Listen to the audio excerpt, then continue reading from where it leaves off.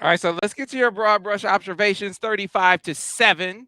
The Wolverines bested UNLV. Play caller Al, offensive coordinator. I guess I should give your credentials. He was OC for Michigan.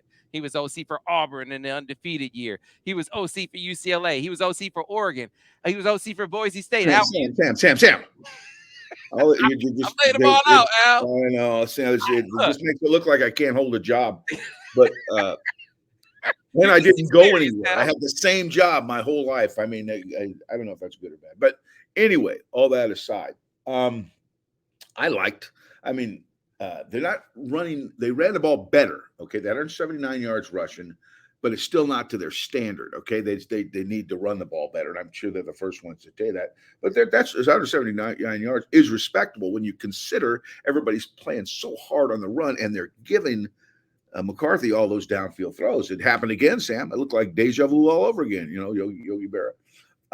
But 492 yards is nothing to sneeze at. That's a pretty good game. 7 for 12 on third down. And that's a lot of the J.J. McCarthy show. He's bailing them out of some third downs. And as long as you can keep that thing, within 7 yards, and even he's even doing it when it's more than that. But you keep that thing 6, 7 yards or less, he's going to get the first down more often than not. And he's just proven that. 23 first downs. Your goal is usually about 25, but 23 is good. That's a good game. I thought they did a nice job there. And again, they possessed the ball 31-06. And like I say, with Michigan, time of possession is a factor. They are not a fast offense team, so they want to have the ball more than you have. I think the offensive line was very similar performance to the week before, maybe a little bit better in some areas. They continue to do a wonderful job with their tight end package. They're in a little bit of a dilemma with that now, and we'll talk about this later. I know are you going to play that second tight end, or are you going to find a way to maybe get Donovan Edwards in there in a two back with three wides, or something like that, or however you want to do it. I mean, there's a million ways to do it.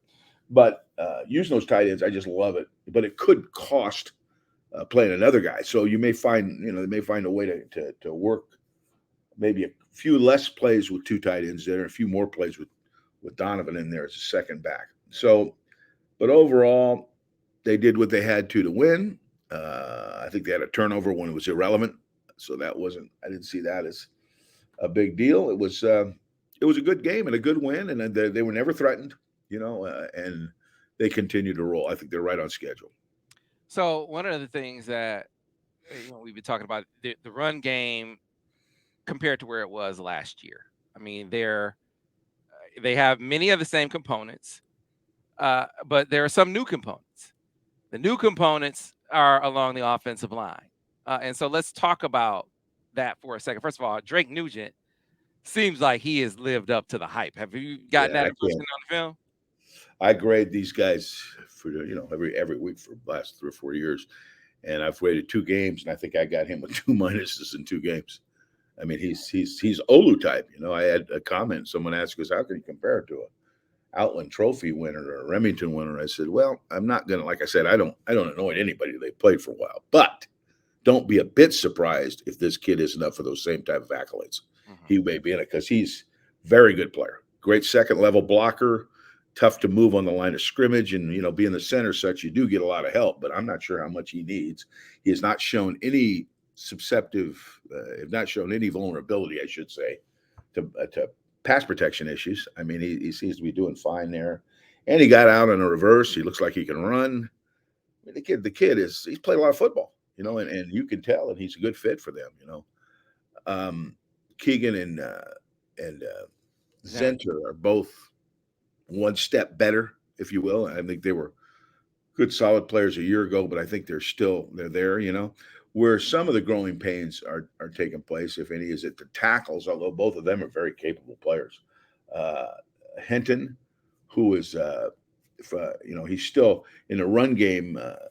He still has a play or two where the guy come off him on a reach play, or he wasn't able to cut off a 3 one time. It cost him a tackle for loss. But he's capable of doing all that. I mean, he's a good player, and he's very good in pass protection. I don't see any issues there. And through 2 games, Barnhart has done very well. Again, I mentioned last week I had my doubts whether he could play left tackle, but so far so good, and I think that he's good. The big thing now, though, Sam, is remember with Drake, or no, I'm sorry, Nugent, Hinton, and Barnhart at left tackle rather than right, you got still got some chemistry issues, okay? Because there's new guys, okay, and offensive line is all about playing in concert, making the calls, taking the right steps that close those gaps off so people can't penetrate our zones, and making sure the communication is straight when people are stemming fronts or moving on, which you're doing a lot of, right? You're getting a ton of movement. Very few of these teams are sitting still. Very few of these teams are still targets. So it takes some chemistry for those five to work, and I think as they play more, they'll play better. So, like I said, I think for the most part, they're on schedule.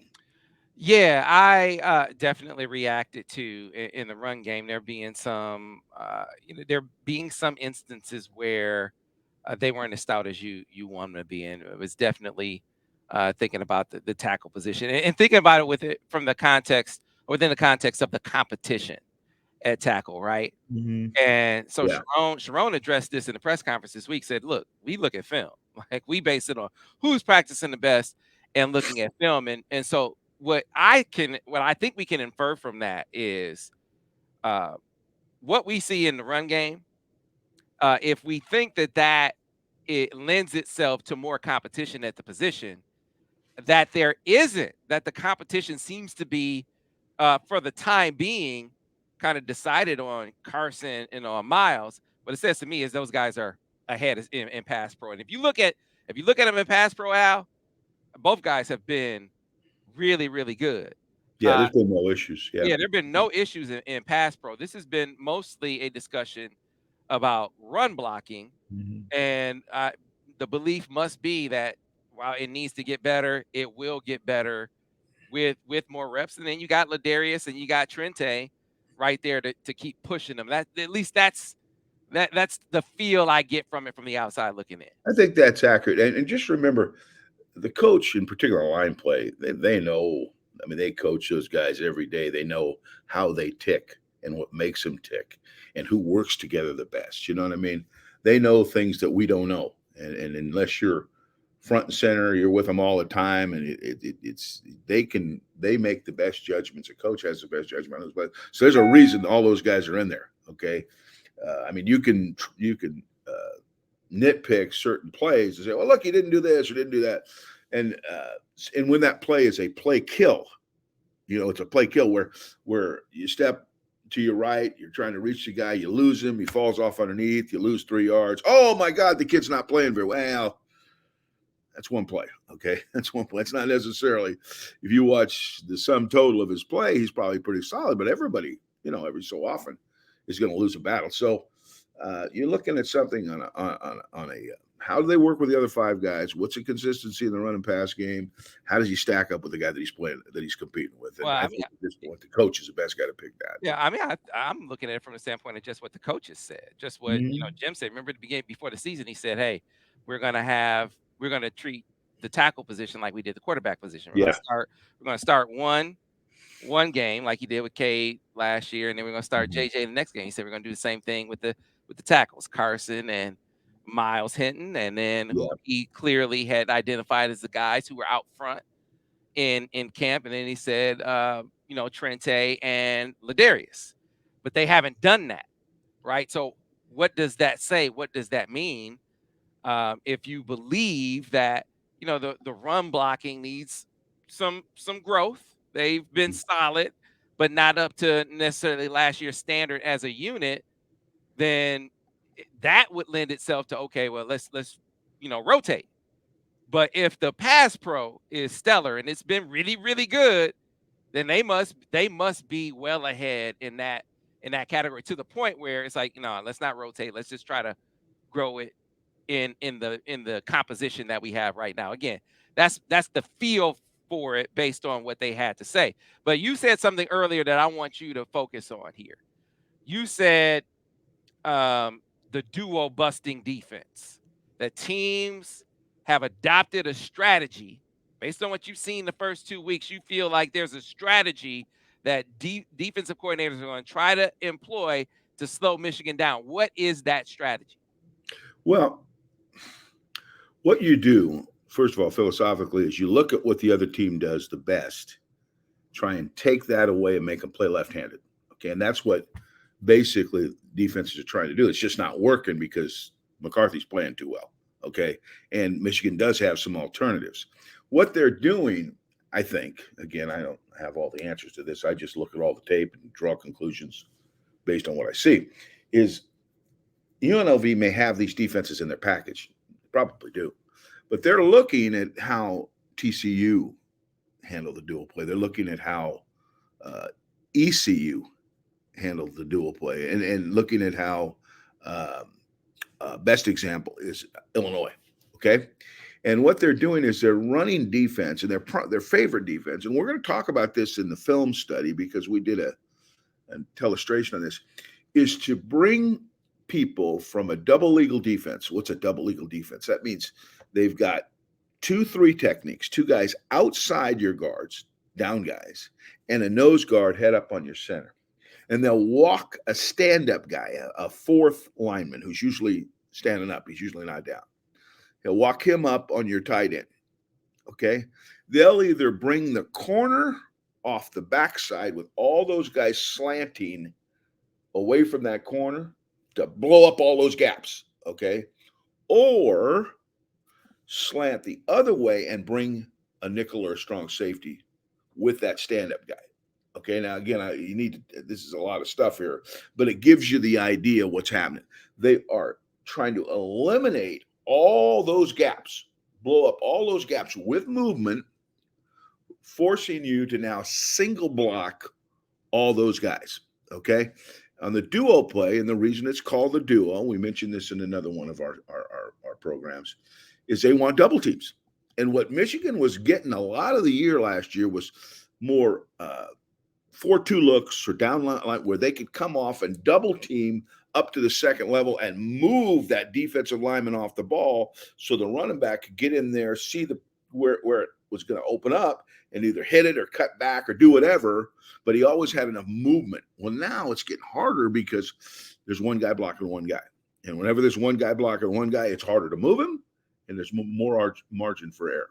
So that defense is really prevalent. The other one, Sam, is the run through stuff. And this is what TCU did more than anybody, is they would wait until you would engage the double and instantly run through before the lineman could see the picture and come off and pick him off. Okay. Now you can handle run throughs. That's not something that should be impossible to deal with because at least you get a temporary double team. So, but these are ways to keep people from staying on those doubles and making the duo play harder to run. What they would like to do with the duo, Sam, is force the ball to bounce outside, close all those inside gaps, and bounce it to an unblocked player. That way, now they can't hit you vertical. You know, they can't hit you vertical, which is what you really like to do in a dual play. Is you run the play inside and see the cavity inside the box. You could hit anywhere. But if all those gaps are closed down, now you got to bounce it outside, which is effective too. It can be, but they feel like it's a better answer than having the play hit between the tackles or tight ends.